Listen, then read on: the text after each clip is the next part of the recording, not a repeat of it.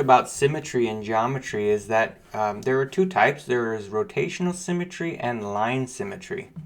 And when we look at line symmetry, it means that the line we draw creates two images that are exactly congruent, or a reflection of each other. So we could fold that picture, each of these pictures, through that line. We could fold them over and they would fit perfectly onto the other side. So parabolas have line symmetry as well, and we call this the axis of symmetry. So if we imagine here we have a parabola, and the axis of symmetry, or the line that is going to cut it perfectly in half, is this line right here. Now I'm going to use the graphing software to make it nicer. And when a line is vertical and basically going through the x-axis, it's going to be an x equals function. So let's put x equals 2 and we'll see the line of symmetry, the axis of symmetry. Now that line there is called x equals 2 because anywhere on that line x's value is 2. Even if y is changing, x is 2 here, here, here, infinitely everywhere, x is always 2 and y is always changing. But the x is always 2 at that spot. So the line symmetry,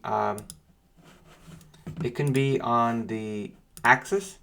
So if I change my parabola, now my line of symmetry is going through the y-axis. It would be the graph line of x equals 0. And it's a line going straight down the middle, going through every spot where x equals 0.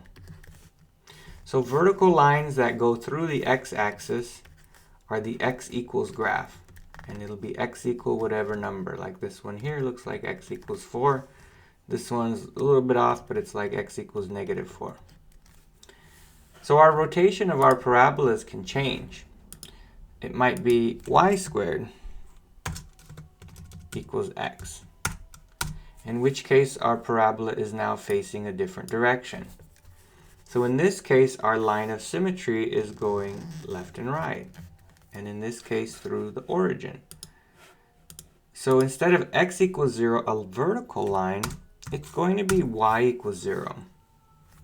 So let's shift that parabola up.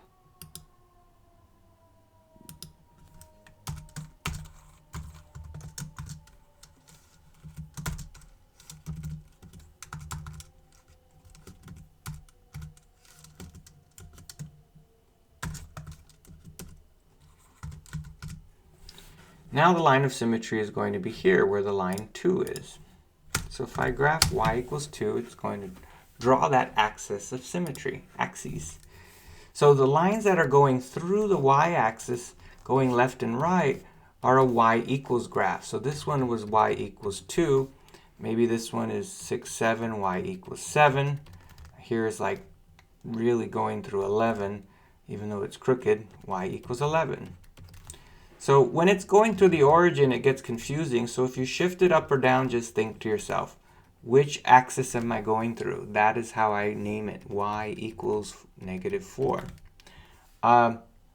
Again, the same idea holds true. Why is this called y equals 2? Because y is 2 here and y is 2 here. The x values are changing, but y is always 2. So that line being graphed is y equals 2 always. So hopefully that helps you understand line symmetry and the axis of symmetry in a parabola. It's the line that you could fold one side of the parabola over onto the other, and it would be a complete mirror image.